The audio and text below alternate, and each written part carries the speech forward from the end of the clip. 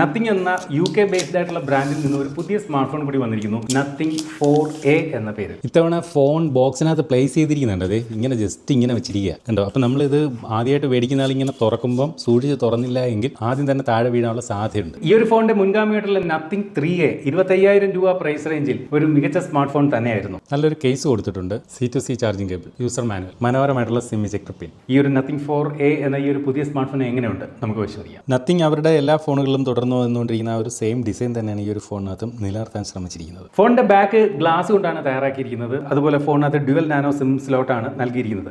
എന്റെ ഇടത്തെ കയ്യിലിരിക്കുന്നത് nothing 4A, എന്നാൽ എന്റെ വലത്തെ കയ്യിലിരിക്കുന്നത് നത്തിങ്ങിന്റെ 4Aയുടെ മുൻഗാമിയായിട്ടുള്ള നത്തിങ് 3A. നത്തിങ് 3Aയിൽ ഇത്തരത്തിൽ ഗ്ലിഫ് ലൈറ്റ് ആയിരുന്നെങ്കിൽ നത്തിങ് 4Aയിലേക്ക് വരുമ്പോൾ അതൊരു ഗ്ലിഫ് ബാർ ആയി മാറിയിരിക്കുന്നു. 8.5 mm തിക്നെസ് ആണ് ഈ ഒരു സ്മാർട്ട് ഫോണിന് നൽകിയിരിക്കുന്നത്. മാത്രമല്ല ഇതിന് 204.5 ഗ്രാം വെയിറ്റ് ഉണ്ട്. അതുപോലെ തന്നെ ഡിസൈനിൽ നത്തിങ് 3Aയുടെ വലതു ഭാഗത്തായിരുന്നു പവർ ബട്ടണും അവരുടെ എസെൻഷ്യൽ കീയും കൊടുത്തിരുന്നെങ്കിൽ ഇപ്പോൾ നത്തിങ് 4Aയിലേക്ക് വരുമ്പോൾ വോളിയം റോക്കേഴ്സും പവർ ബട്ടണും വലത്തെ സൈഡിൽ കൊടുത്തുകൊണ്ട് ആ ഒരു എസെൻഷ്യൽ കീ മാത്രം ഇവിടെ ലെഫ്റ്റ് സൈഡിലേക്ക് നത്തിങ് 4Aയിൽ കൊടുത്തിട്ടുണ്ട്. അപ്പോൾ വെയിറ്റ് നോക്കുമ്പോൾ ഒരു അല്പം വെയിറ്റ് കൂടുതലായിട്ട് ഫീൽ ചെയ്യുന്നുണ്ട്. അതുപോലെ ഇവരുടെ ഫോണുകൾ പലപ്പോഴും നത്തിങ് ബ്രാൻഡ് പുറത്തിറങ്ങുന്ന പല ഫോണുകളുടെയും ഇൻ ഹാൻഡ് ഫീൽ എന്ന് പറയുന്നത് എനിക്ക് അത്ര പേഴ്സണലി ഒരു ബെറ്റർ ആയിട്ട് ഫീൽ ചെയ്തിട്ടില്ല. കാരണം ഈ പറഞ്ഞ ഒരു ബോക്സി ഡിസൈൻ ആണ്. മാത്രമല്ല വിഡ്ത്ത് ഒരു അല്പം കൂടുതലാണ്. ഹാൻഡിൽ ചെയ്യുക കണ്ടില്ലേ, വലിയ വിരലുകൾ ഉള്ളവർക്ക് പോലും കയ്യിൽ ഹാൻഡിൽ ചെയ്യുക എന്ന് പറയുന്ന ഒരു അല്പം ബുദ്ധിമുട്ട് പോലെ തോന്നും. അപ്പോൾ ഇൻ ഹാൻഡ് ഫീൽ ഒഴിച്ചു നിർത്തി കഴിഞ്ഞാൽ ഡിസൈൻ വൈസ് അടിപൊളിയാണ്. വേറിട്ടൊരു ഡിസൈൻ തന്നെയാണ് നത്തിങ് 4Aക്ക് നൽകിയിരിക്കുന്നത്. അതുപോലെ 4Aയിലേക്ക് വരുമ്പോൾ ഈ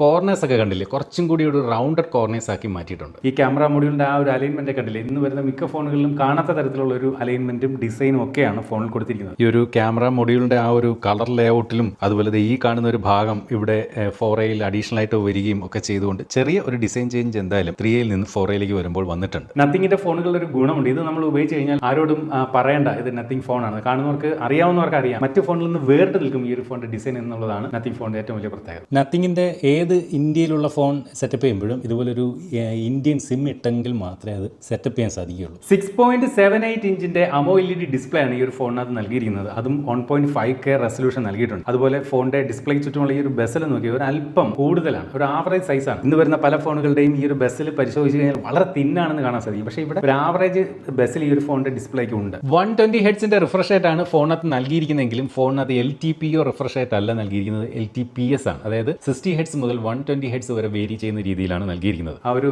സ്ക്രീൻ ഓൺ ഓഫ് ചെയ്യുമ്പോൾ ആ ഒരു ട്രാൻസിഷൻ മൂവ്മെന്റ് കണ്ടില്ലേ, ഒരു സൈഡിൽ നിന്ന് സൈഡിലോട്ട് പോകുന്ന പോലെ. അതുപോലെ തന്നെ ഡിസ്പ്ലേയിൽ ഒരു അപ്ഗ്രേഡ് 4Aയിലേക്ക് വന്നപ്പോൾ വന്നിരിക്കുന്നത് 3Aയുടെ ഡിസ്പ്ലേ ഫുൾ HD+ റെസൊല്യൂഷൻ ആയിരുന്നെങ്കിൽ ഇവിടെ 4Aയിലേക്ക് വരുമ്പോൾ 1.5K റെസൊല്യൂഷൻ കൊടുത്തിട്ടുണ്ട്. അതുപോലെ തന്നെ 4500 നിറ്റ്സ് ആണ് ഈ ഒരു ഫോണിന്റെ പീക്ക് ബ്രൈറ്റ്നസ്. നല്ല ബ്രൈറ്റ് ആയിട്ടുള്ള ഡിസ്പ്ലേ ആണ്, യാതൊരു വിഷയമില്ല. ഞാൻ നല്ല ബ്രൈറ്റ്നസ് കുറച്ചാണ് വീഡിയോ ഷൂട്ടിന് വേണ്ടി ഇപ്പോൾ വെച്ചിരിക്കുന്നത്. ഫോണിന്റെ ബ്രൈറ്റ്നസും 4Aയിലേക്ക് വരുമ്പോൾ കാര്യമായിട്ട് വർദ്ധിപ്പിച്ചിട്ടുള്ളതായി കാണാം. 10 ബിറ്റ് ഡിസ്പ്ലേ ആണ്. കോണിംഗ് ഗൊറില്ല ഗ്ലാസ് 7i പ്രൊട്ടക്ഷനും ഫോണിന്റെ ഡിസ്പ്ലേക്ക് നൽകിയിട്ടുണ്ട്. അപ്പോൾ ചെറിയ പോറലുകളൊന്നും അതുകൊണ്ട് വരില്ലെന്ന് പ്രതീക്ഷിക്കാം. യൂട്യൂബിനകത്ത് നമ്മൾ വീഡിയോ പ്ലേ ചെയ്യുമ്പോൾ HDR സപ്പോർട്ട് ഉണ്ട്, പക്ഷേ നെറ്റ്ഫ്ലിക്സിൽ HDR സപ്പോർട്ട് ഇല്ല. എനിക്ക് തോന്നുന്നു ഒരു അപ്ഡേറ്റ് വഴി നത്തിങ്ങിന് നെറ്റ്ഫ്ലിക്സിൽ HDR സപ്പോർട്ട് കൊടുക്കാമെന്ന് തോന്നുന്നു. അപ്പോൾ ഡിസ്പ്ലേയുടെ ആ ഒരു സ്പെക് വൈസ് നോക്കി കഴിഞ്ഞാൽ ടോപ്പ് ആണെന്ന് കാണാൻ സാധിക്കുന്നുണ്ട്. പക്ഷേ ഞാൻ പറഞ്ഞ പോലെ ഈ ഒരു ബെസൽ ഒരു അല്പം സൈസ് ആവറേജ് സൈസ് ഉണ്ട് എന്നുള്ളതും ഓർക്കണം. സ്നാപ്ഡ്രാഗൺ 7s Gen 4 എന്ന് പറയുന്ന പ്രോസറാണ് ഈ ഒരു സ്മാർട്ട് ഫോണിന് കരുത്തു പകരുന്നത്. നമ്മൾ ഈ ഒരു ഫോണിന്റെ AnTuTu സ്കോർ ഇവിടെ ടെസ്റ്റ് ചെയ്ത് നോക്കി. ഏകദേശം 1.1 മില്യൺ AnTuTu സ്കോർ ആണ് ഈ ഒരു ഫോൺ നൽകുന്നത്. ഈ ഫോണിന്റെ പ്രൈസ് പോയിന്റിൽ നമുക്ക് മികച്ച ഒരു പെർഫോമൻസ് തന്നെ ഈ ഒരു സ്മാർട്ട് ഫോൺ കാഴ്ചവെക്കുന്നു. നമുക്ക് മാക്സിമം 12GB റാം വരെയും അതുപോലെ 256GB ഇന്റർണൽ സ്റ്റോറേജ് വരെയും നമുക്ക് ലഭിക്കും. റാം ടൈപ്പ് വന്നിട്ട് LPDDR4X ടൈപ്പും അതുപോലെ സ്റ്റോറേജ് ടൈപ്പ് വന്നിട്ട് UFS 3.1 ഈ ഒരു ഫോണിനകത്ത്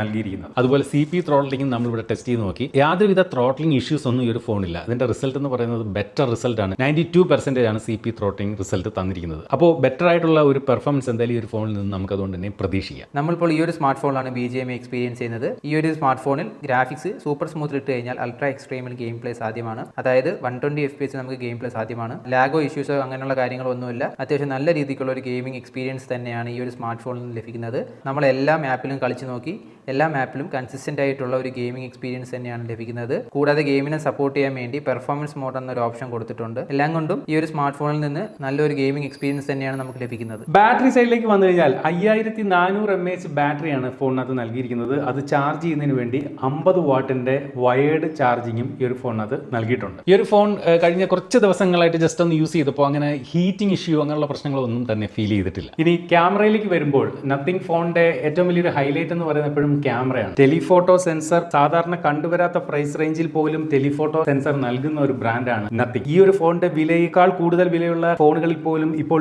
വെറും 2 ക്യാമറയുമായിട്ടാണ് വരുന്നത്. ഉദാഹരണത്തിന് iQ15R, OnePlus 15R തുടങ്ങിയ ഫോണുകളിലൊക്കെ ഈ ഒരു ഫോണിന്റെ പ്രൈസിനേക്കാളും മുകളിലാണ് പ്രൈസ്. പക്ഷേ അതിനകത്ത് ടെലിഫോട്ടോ ക്യാമറ ഉണ്ടായിരുന്നില്ല. പക്ഷേ ഇവർ ആ ഒരു കാര്യത്തിൽ നമ്മൾ സമ്മതിച്ചേ മതിയാവും. 3 ക്യാമറകൾ നൽകിയിട്ടുണ്ട്. അതായത് പ്രൈമറി സെൻസർ 50 മെഗാ പിക്സലിന്റേതാണ്, 8 മെഗാ പിക്സലിന്റേത് ഒരു ultra wide angle camera, 50 mega pixel ഒരു ടെലിഫോട്ടോ സെൻസറും നൽകിയിട്ടുണ്ട്. അപ്പോൾ ക്യാമറയ്ക്ക് ഏറെ പ്രാധാന്യം നത്തിങ് എന്ന് പറയുന്ന ബ്രാൻഡും അതുപോലെ ഈ ഒരു ഫോണിലും നൽകിയിട്ടുണ്ട് എന്ന് മനസ്സിലാവുന്നുണ്ട്. കൂടാതെ സെൽഫി എടുക്കുന്നതിന് വേണ്ടി ഇത്തരത്തിൽ സെന്റർ പഞ്ച് ഹോൾ ക്യാമറ ആയിട്ട് 32 മെഗാ പിക്സൽ സെൽഫി സെൻസറുമാണ് കൊടുത്തിരിക്കുന്നത്. ഈ ഒരു ഫോണിന്റെ ക്യാമറ പെർഫോമൻസിനെ പറ്റി പറയുകയാണെങ്കിൽ നിരവധി ഫോട്ടോകൾ ഈ ഒരു ഫോൺ ഉപയോഗിച്ചുകൊണ്ട് ഞാൻ എടുത്തു നോക്കി. ഇതിന്റെ ക്യാമറ വഴി കിട്ടുന്ന ഫോട്ടോകൾ അടിപൊളിയാണ്, ഒന്നും പറയാനില്ല, സൂപ്പറാണ്. ഒരു ഐഫോണിന്റെ ഒരു നമ്പർ സീരീസ് ഫോൺ ഉണ്ടല്ലോ, അതായത് iPhone 13, 14 അതുപോലെ ഒരു നമ്പർ സീരീസ് ഫോണിലൊക്കെ എടുക്കുന്ന കണക്കുള്ള ഒരു ഫോട്ടോകളാണ് ഇതിനകത്ത് നിന്ന് ലഭിക്കുന്നത്. അതുപോലെ സോഷ്യൽ മീഡിയ റെഡിയാണ് ഇതിന്റെ ഫോട്ടോകൾ. അതായത് നമ്മൾ അതിനകത്ത് പിന്നെ എഡിറ്റ് ചെയ്ത് കളർ കൂട്ടി ഒന്നും വേണ്ട. ഇന്ന് വെച്ചാൽ ഓവർ സാച്ചുറേറ്റ് ഒന്നും അല്ലെങ്കിലും കുറച്ച് ഒന്ന് പ്രോസസ് ചെയ്തൊരു ബെറ്റർ ഫോട്ടോകൾ തന്നെയാണ് ഈ ഒരു സ്മാർട്ട് ഫോൺ നൽകുന്നത്.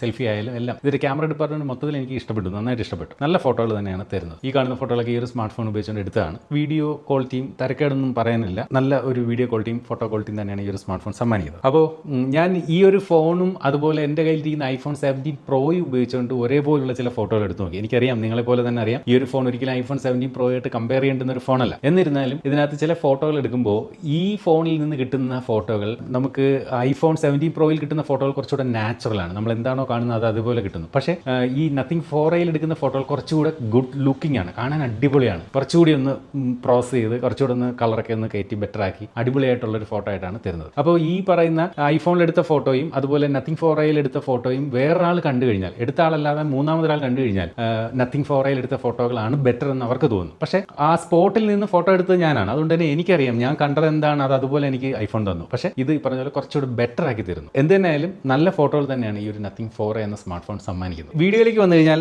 ഇതിനകത്ത് വൈഡ് ആംഗിൾ സെൻസർ ഉണ്ടെങ്കിലും വീഡിയോയിൽ വൈഡ് ആംഗിൾ നമുക്ക് 4K സപ്പോർട്ട് ഇല്ല. ഈവൻ ഫുൾ HD 60 FPS പോലുമില്ല, ഫുൾ HD 30 FPS മാത്രമേ ഉള്ളൂ. അതുപോലെ സെൽഫിയിലേക്ക് വന്നാൽ ഫുൾ HD 60 FPS ഉള്ളൂ, അവിടെയും 4K ഇല്ല. അതെന്തായാലും ഒരു കുറവ് തന്നെയാണ്. അറ്റ്ലീസ്റ്റ് സെൽഫിയിലെങ്കിലും 4K സപ്പോർട്ട് കൊടുക്കാമായിരുന്നു തോന്നി. നമുക്ക് ബാക്ക് ക്യാമറ ഉപയോഗിച്ചുകൊണ്ട് മാക്സിമം 4K 30 FPS വീഡിയോകളും ഷൂട്ട് ചെയ്യാം. അതുപോലെ തന്നെ ഒപ്റ്റിക്കൽ ഇമേജ് സ്റ്റെബിലൈസേഷൻ കൊടുത്തിട്ടുണ്ട്, അതുകൊണ്ട് തന്നെ നല്ല സ്റ്റെബിലൈസ്ഡ് ആയിട്ടുള്ള വീഡിയോകൾ ഷൂട്ട് ചെയ്യാൻ സാധിക്കും. ആൻഡ്രോയിഡ് വെർഷൻ ആൻഡ്രോയിഡ് 16 ആണ് ഈ ഒരു ഫോണിനകത്ത് നൽകിയിരിക്കുന്നത്. അതുപോലെ നത്തിങ്ങിന്റെ ലേറ്റസ്റ്റ് OS നത്തിങ് OS 4.1 ഈ ഒരു ഫോണിനകത്ത് കൊടുത്തിരിക്കുന്നത്. നത്തിങ് ഫോൺ വാങ്ങാൻ നമ്മളെ പ്രേരിപ്പിക്കുന്ന മറ്റൊരു പ്രധാന ഘടകം എന്ന് പറയുന്നത് സോഫ്റ്റ്വെയർ എക്സ്പീരിയൻസ് ആണ്. ഒരു സ്റ്റോക്ക് ആൻഡ്രോയിഡ് പോലുള്ള ഒരു എക്സ്പീരിയൻസ് നത്തിങ് OSൽ നിന്ന് ലഭിക്കും. കണ്ടു കഴിഞ്ഞാൽ സ്റ്റോക്ക് ആൻഡ്രോയിഡ് ആണെന്നേ പറയും. നോക്കിയ ബ്ലോട്ട് വയസ്സുകളൊന്നും അങ്ങനെ ഈ ഒരു ഫോണിനകത്ത് ഇല്ല എന്ന് ഞാൻ പൂർണ്ണമായിട്ടും പറയുന്നില്ല. കാരണം പ്രീമിയം ആപ്പായിട്ടുള്ള ഫേസ്ബുക്കും അതുപോലെ ഇൻസ്റ്റഗ്രാമും ഇതിനകത്ത് കാണുന്നുണ്ട്. അത് രണ്ടും മാത്രമേ ഉള്ളൂ പ്രീ ഇൻസ്റ്റാൾ ആയിട്ട് വരുന്നത്. നേരത്തെയൊക്കെ നത്തിങ്ങിന്റെ ബജറ്റ് ഫ്രണ്ട്ലി ഫോണുകളിൽ ഇത്തരം ഈ പറയുന്ന ഫേസ്ബുക്കും ഇൻസ്റ്റഗ്രാമും പോലും ഉണ്ടായിരുന്നില്ല. അടുത്തിടെയാണ് നത്തിങ് തങ്ങളുടെ വില കുറവുള്ള ഫോണുകളിൽ 1-2 ആപ്ലിക്കേഷനുകൾ ഉൾപ്പെടുത്തി തുടങ്ങിയത്. എന്തായാലും ആ 2 ആപ്ലിക്കേഷനേ ഉള്ളൂ എന്നുള്ളതാണ് ഇതിന്റെ ഏറ്റവും വലിയൊരു കാര്യം. അതുകൊണ്ട് തന്നെ ക്ലീൻ ആണ് സോഫ്റ്റ്വെയർ സൈഡ് എന്നുള്ളത് എടുത്തു പറയാം. അതുപോലെ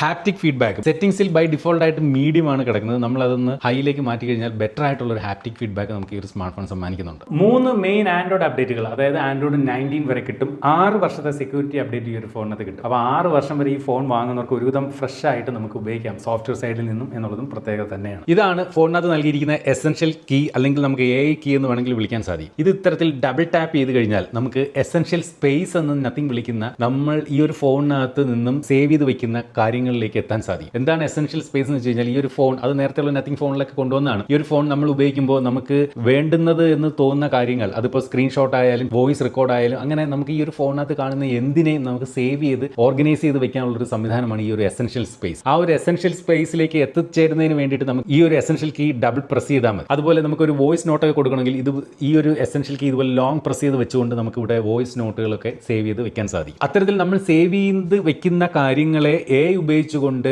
നമുക്ക് ആവശ്യമുള്ള ഡേറ്റ നമുക്ക് എസെൻഷ്യൽ സ്പേസിൽ നിന്ന് കണ്ടെത്തി തരാനും ഈ ഒരു ഫോണിനകത്ത് സാധിക്കും. നേരത്തെ ഉണ്ടായിരുന്ന നത്തിങ് ഫോണിലൊക്കെ ഈ ഒരു AI കീയും AI എസെൻഷ്യൽ സ്പേസ് ഉണ്ടായിരുന്നെങ്കിൽ അതിന്റെ ഒരു ചെറിയ കുറവെന്ന് പറയുന്നത് നമ്മൾ ഉപയോഗിക്കുന്ന ആ ഒരു ഫോണിനകത്ത് മാത്രം ഒതുങ്ങി നിൽക്കുന്നതായിരുന്നു ഈ ഒരു എസെൻഷ്യൽ സ്പേസ്. എന്നാൽ ഈ ഒരു നത്തിങ് 4A മുതൽ നത്തിങ് ഈ ഒരു എസെൻഷ്യൽ സ്പേസിനെ ഒരു ക്ലൗഡ് ബേസ്ഡ് സംവിധാനമാക്കി മാറ്റുന്നുണ്ട്. അതായത് നിങ്ങൾ ഇനി നത്തിങ് ഫോൺ ഈ ഒരു ഫോൺ ഉപയോഗിച്ചിട്ട് പിന്നീട് നത്തിങ്ങിന്റെ വരാൻ പോകുന്ന ഏത് ഫോൺ ഉപയോഗിച്ച് കഴിഞ്ഞാലും അതിനകത്തെല്ലാം നിങ്ങൾ 4Aയിൽ സൂക്ഷിക്കുന്ന എസെൻഷ്യൽ സ്പേസിലെ കണ്ടന്റുകൾ അടുത്ത ഇനി വരാനുള്ള മറ്റ് നത്തിങ്ങിന്റെ ഫോണുകളൊക്കെ മാറി മാറി ഉപയോഗിച്ചാൽ അതിനകത്തെല്ലാം യൂസ് ചെയ്യാൻ സാധിക്കും എന്നുള്ളതൊരു വലിയ കാര്യമാണ്. മാത്രമല്ല നമുക്ക് കമ്പ്യൂട്ടറിന്റെ വെബ്സൈറ്റ് വഴിയും ഈ ഒരു എസെൻഷ്യൽ സ്പേസ് നമുക്ക് ആക്സസ് ചെയ്യാൻ സാധിക്കും. അതൊരു വലിയ കാര്യമാണ്. നേരത്തെ ഈ ഒരു എസെൻഷ്യൽ സ്പേസ് നമ്മൾ ഉപയോഗിക്കുന്ന ആ ഒരു ഫോണിൽ മാത്രം ഒതുങ്ങി നിന്നെങ്കിൽ ഇനി അത് ക്ലൗഡ് ബേസ്ഡ് ആയി മാറുന്നു എന്ന് ചുരുക്കം. അതുപോലെ ഈ ഒരു ഫോണിന്റെ സൗണ്ട് ക്വാളിറ്റിയെ പറ്റി പറഞ്ഞാൽ സ്റ്റീരിയോ സ്പീക്കേഴ്സ് ആണ്, നല്ല സൗണ്ട് ക്വാളിറ്റി തന്നെയാണ് ഈ ഒരു സ്മാർട്ട് ഫോൺ സമ്മാനിക്കുന്നത്. വോളിയം കുറച്ചുകൂടെ ഉണ്ടായിരുന്നെങ്കിൽ കൊള്ളാമെന്ന് എനിക്ക് തോന്നി. അതിൽ എടുത്തു പറയേണ്ട ഒരു കാര്യം, ഇതിനകത്ത് NFC സപ്പോർട്ട് ഇല്ല. ഇവരുടെ മുൻഗാമിയായിട്ടുള്ള നത്തിങ് 3Aയിൽ പോലും NFC സപ്പോർട്ട് കൊടുത്തിരുന്നു, പക്ഷേ ഇതിനകത്ത് NFC സപ്പോർട്ട് കൊടുത്തിട്ടില്ല. ബ്ലൂടൂത്ത് വെർഷൻ 5.4 ആണ് നൽകിയിരിക്കുന്നത്. അതുപോലെ IP റേറ്റിംഗ് വന്നിട്ട് IP64 നൽകിയിരിക്കുന്നു. Wi-Fi 6 ആണ് ഫോണിനകത്ത് നൽകിയിരിക്കുന്നത്. പലർക്കും അറിയേണ്ടത് കോൾ റെക്കോർഡിംഗ് ഉണ്ടോ എന്നുള്ളതാണ്. ഇതിനകത്ത് സ്റ്റോക്ക് ഗൂഗിൾ ഡയലറാണ് കൊടുത്തിരിക്കുന്നത്. അതുകൊണ്ട് തന്നെ കോൾ റെക്കോർഡിംഗ് ഉണ്ടെങ്കിലും അങ്ങനെ തലയ്ക്കൽ ഒരു സൗണ്ടോ അല്ലെങ്കിൽ വിളിച്ചു പറയലോ കേൾക്കുന്നതായിരിക്കും. അതുകൊണ്ട് തന്നെ വിളിക്കുന്ന ആൾ അറിയാതെ കോൾ റെക്കോർഡ് ചെയ്യാൻ ഈ ഒരു ഫോണിൽ സാധ്യമല്ല. സാധാരണ നത്തിങ് ഫോണുകൾ വരുന്ന കളർ എന്ന് പറയുന്നത് ഇതുപോലെ വൈറ്റ്, അതുപോലെ ബ്ലാക്ക്, പിന്നെ ബ്ലൂ, ഈ 3 കളറും നമ്മൾ നത്തിങ് ഫോണുകൾ കണ്ടിട്ടുണ്ട്. സ്പെഷ്യൽ കളറായിട്ട് ഒരു ഗ്രേ കളർ സാധാരണ വരാറുണ്ട്, അതുപോലെ ഒരു ഗ്രീൻ കളർ വന്നിരുന്നു. എന്നാൽ ഇത്തവണ നത്തിങ് 4Aയിൽ വളരെ വ്യത്യസ്തമായിട്ട് ഒരു പിങ്ക് കളർ കൂടി ഇത്തവണ നത്തിങ് ഇൻട്രൊഡ്യൂസ് ചെയ്യുന്നുണ്ട്. അടുത്തായിട്ട് ഈ ഒരു ഫോണിന്റെ ഗുണങ്ങളും ദോഷങ്ങളും ഓരോന്നായിട്ട് പറഞ്ഞു കഴിഞ്ഞാൽ, ഇതിന്റെ ഗുണങ്ങൾ എന്ന് പറയുന്നത്, ഒന്നാമത് ഇതൊരു UK ബേസ്ഡ് ബ്രാൻഡാണ്. നമ്മൾ സാധാരണ വാങ്ങുന്ന പോലെ ചൈനീസ് ബ്രാൻഡ് അല്ല, അതിന്റെ ഒരു ക്വാളിറ്റി ഒരു ഫോണുണ്ട്. പിന്നെ കാണാൻ നല്ല എന്താ പറയുക, ഒരു ഐ കാച്ചിങ് ഡിസൈനാണ്. സാധാരണ കണ്ടുവരുന്ന ടിപ്പിക്കൽ ഫോണുകളിൽ നിന്ന് മാറി നിൽക്കുന്ന തരത്തിലുള്ള ഒരു ഡിസൈനാണ്, നല്ല ഡിസൈനാണ്. മൂന്നാമതിന്റെ ഡിസ്പ്ലേ നല്ല ക്വാളിറ്റിയുള്ള ഡിസ്പ്ലേ ആണ്, കുഴപ്പമൊന്നുമില്ല. അതുപോലെ നാലാമത് ക്യാമറ അടിപൊളിയാണ്. 5 തരക്കേടില്ലാത്ത പെർഫോമൻസ് തരുന്നുണ്ട്. 6 എന്ന് പറയുന്നത് ഇതിന്റെ ക്ലീൻ UI ആണ്. അതിന്റെ യൂസർ ഇന്റർഫേസ് ഈ പറഞ്ഞ പോലെ അധികം ബ്ലോട്ട് വൈസുകളൊന്നും ഇല്ലാത്ത നല്ല ഒരു എക്സ്പീരിയൻസ് തരുന്ന സോഫ്റ്റ്വെയർ, അതാണ് ഇതിന്റെ അടുത്ത ഒരു നേട്ടം. ഇതൊക്കെ ഇതിന്റെ നേട്ടങ്ങളാകുമ്പോൾ ഈ ഒരു ഫോണിനകത്ത് ചില കുറവുകളുണ്ട്. അതായത് NFC സപ്പോർട്ട് ഇല്ല, സെൽഫിയിൽ 4K സപ്പോർട്ട് കൊടുത്തിട്ടില്ല, ഫോണിന്റെ ബോക്സിനകത്ത് ചാർജർ കൊടുത്തിട്ടില്ല. ഈ ഫോൺ വാങ്ങുന്നവർ ഒന്നുകിൽ നമ്മുടെ കയ്യിലിരിക്കുന്ന ചാർജർ ഉപയോഗിക്കണം, അല്ലെങ്കിൽ പുതുതായി ചാർജർ വാങ്ങേണ്ടതുണ്ട്. IP റേറ്റിംഗ് വന്നിട്ട് IP64 ആണ് നൽകിയിരിക്കുന്നത്. ഈ പ്രൈസ് പോയിന്റിൽ IP69 കിട്ടുന്ന വേറെ ഫോണുണ്ട്. ഇത്രയും കാര്യങ്ങൾ പ്രധാനമായിട്ടും ഹൈലൈറ്റ് ചെയ്ത് പറയാവുന്ന കുറവുകളാണെങ്കിലും വേണമെങ്കിൽ ചകഞ്ഞ് കണ്ടുപിടിക്കാവുന്ന 2 കുറവുകൾ കൂടിയുണ്ട്. അതായത് ഈ ഒരു പ്രൈസ് പോയിന്റിൽ വയർലെസ് ചാർജിംഗ് ഇല്ല, അതുപോലെ തന്നെ eSIM സപ്പോർട്ടും നൽകിയിട്ടില്ല. അപ്പോൾ ഇത്രയുമാണ് എനിക്ക് നത്തിങ് 4A എന്ന് പറയുന്ന ഈ ഒരു സ്മാർട്ട് ഫോണിനെ പറ്റി ഞാൻ അരിച്ച് ഗുണിച്ച് നോക്കിയപ്പോൾ കണ്ടെത്താൻ കഴിഞ്ഞത്. ഈ ഒരു ഫോണിന്റെ പ്രൈസിംഗ് എന്ന് പറയുന്നത് ഞാൻ കേട്ടത് 31,000 രൂപയ്ക്കാണ് ഇതിന്റെ ബേസ് വേരിയന്റിന്റെ പ്രൈസ് സ്റ്റാർട്ട് ചെയ്യുന്നത്. നമുക്കറിയാം ഇപ്പോൾ എല്ലാ ഫോണുകളും പുതിയ സീരീസ് പുറത്തിറക്കുമ്പോൾ പ്രൈസ് കൂടിക്കൊണ്ടിരിക്കുകയാണ്. നത്തിങ് 3A എന്ന് പറയുന്നത് 25,000 രൂപയ്ക്കാണ് നിലവിൽ ഈ ഒരു ഫോൺ വിൽക്കുന്നത്. 25,000 രൂപയ്ക്ക് എൻ്റെ അടുത്ത് ആരെങ്കിലുമൊക്കെ ചോദിക്കും, 25,000 രൂപ പ്രൈസ് റേഞ്ചിൽ വാങ്ങാൻ പറ്റിയ നല്ല ഫോൺ ഏതെന്ന് ചോദിക്കുമ്പോൾ ഞാൻ ഒരുപാട് പേരോട് പറഞ്ഞ ഒരു ഫോണാണ് നത്തിങ് 3A. അപ്പോൾ ആ ഒരു 25,000 പ്രൈസ് സെഗ്മെന്റിൽ നിന്നും 4Aയിലേക്ക് വന്നപ്പോൾ അതൊരു 30,000 പ്രൈസ് സെഗ്മെന്റിലേക്ക് ഉയർന്നിരിക്കുന്നു എന്നുള്ളതാണ് സത്യം. നേരത്തെ ഉള്ള 25,000 ആണ് ഇപ്പോൾ ഉള്ള 30,000 എന്ന് വേണമെങ്കിൽ പറയേണ്ടി വരും. അതായത് എല്ലാ ഫോണുകളുടെയും പ്രൈസ് കാര്യമായിട്ട് മുൻ സീരീസിൽ നിന്നും കൂടിയിട്ടുണ്ട്. അപ്പോൾ ഇവിടെ 25 നിന്ന് 30യിലേക്ക്